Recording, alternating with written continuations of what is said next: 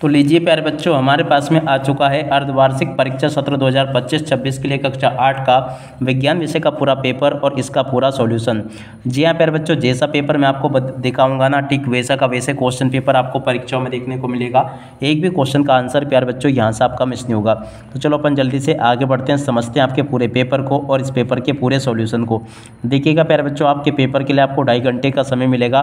पूर्णांक आपका 60 अंकों का होगा और जैसा पेपर मैं आपको यहाँ पर दिखाऊंगा ना, ठीक वैसा का वैसे क्वेश्चन पेपर प्यारे बच्चों आपको परीक्षाओं में देखने को मिलेगा। तो चलो अपन जल्दी से आगे बढ़ते हैं, समझते हैं आपके पूरे पेपर को। तो देखिएगा, इस प्रकार से क्वेश्चन आपके पेपर में परीक्षा में आपको देखने को मिलेंगे।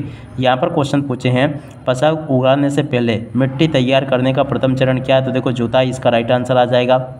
और अब अगला क्वेश्चन, निम्न में से कौन सा प्राकृतिक रेशा नहीं है? तो देखो नायलॉन इसका राइट आंसर होगा। और अब अगला क्वेश्चन, धातुएं सामान्यता होती है? तो देखो यहाँ से आपको लिखकर आना होगा कठोर और आघातवर्धी। और उसके बाद में देखो प्यारे जो प्रश्न नंबर 4 को पढ़ते हैं, कोशिका की खोज किसने की थी? तो देखो रॉबर्ट हुक के द्वारा की गई थी कोशिका की खोज।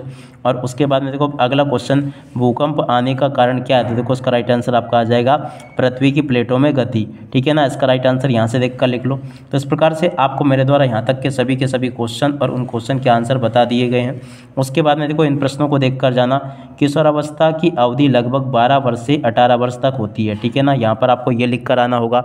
और अब अगला क्वेश्चन, एक ही स्थान पर बड़े पैमाने पर उगाए गए पौधे क्या कहलाते हैं? मोनोक्रॉप कहलाते हैं।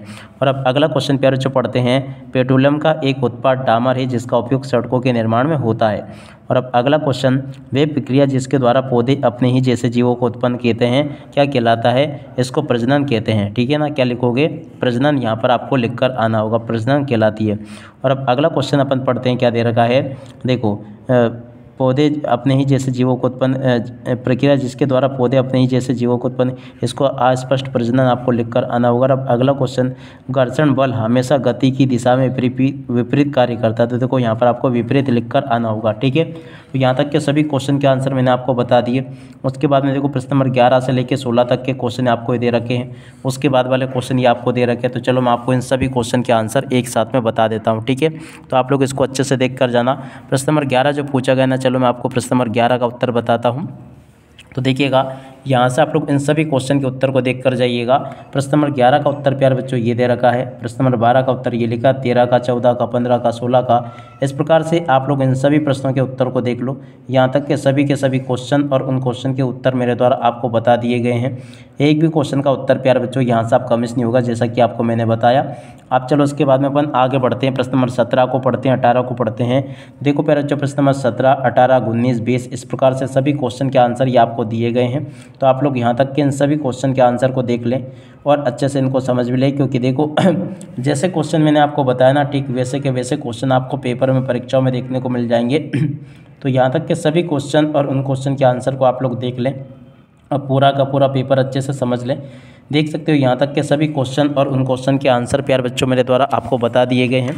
अब इसके बाद में देखो आगे आपके पेपर में परीक्षा में क्वेश्चन ऐसे देखने को मिलेंगे आपको।